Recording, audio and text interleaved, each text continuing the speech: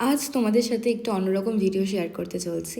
দেখতেই পারছো যে অনামিকা আমাকে মেসেজ করেছিল যে ওর একটা অনেক বড়সড় মানত পূরণ হয়েছে, যার জন্য মাকে পুজো দিতে চায় আর যার জন্য 1200 টাকা মূল্য আমাকে পাঠায়। তো সবার প্রথমে আমি ভেবেছিলাম যে আমার যেহেতু বাড়িতে সেপ্টেম্বরে মায়ের বাৎসরিক পুজো হবে, তো এই মূল্যটা আমি সেখানেই অ্যাড করে দিই, কারণ আমি টাকা জমাচ্ছি অলরেডি। তো তাহলে মায়ের পুজোর সময় এই টাকাটা ওখানে কাজে লেগে যাবে। কিন্তু কি মনে হলো, আমি ওকে জিজ্ঞাসা করলাম যে তোমার কি ইচ্ছে। তো ফির ও আমাকে জানায় যে মায়ের জন্য একটা শাড়ি কিনে দিও সুন্দর দেখে, আর মিষ্টি দিয়ে পুজো দিয়ে দিও।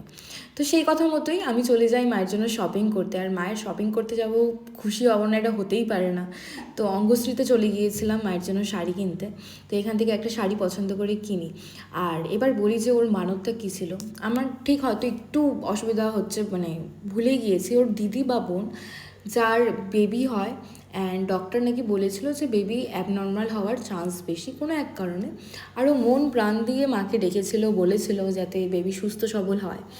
আর আমাদের মাতারা এত দয়াময়ী, এত করুণাময়ী মা কি আর সন্তানের খারাপ চাইতে পারে। তো মা ওর ডাক শুনে নিয়েছে, খুব সুস্থ সবল বেবি হয়েছে, ওর মেয়ে হয়েছে।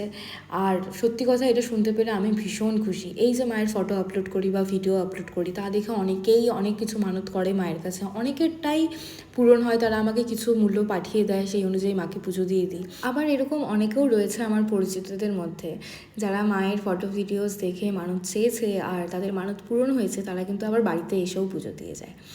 আর অনামিকার পাঠানো মূল্য দিয়ে মায়ের জন্য যে শাড়িটা কিনেছি, সেটা আমি মাকে দিওয়ালিতে পরাবো। আর অবশ্যই তখন তোমাদের সাথে শেয়ার করব যে মাকে সেই শাড়িটা পরে কেমন লাগছে।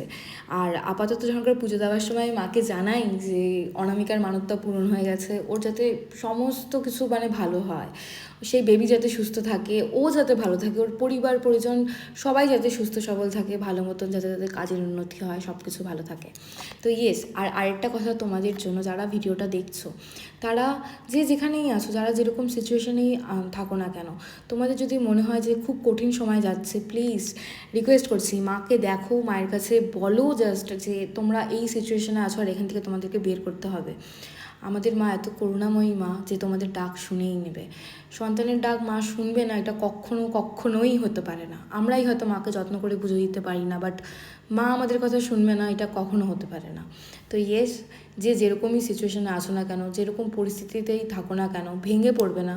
মাকে তোমাদের মনের কথা জানাও, মা ঠিক শুনবে। রাধে রাধে।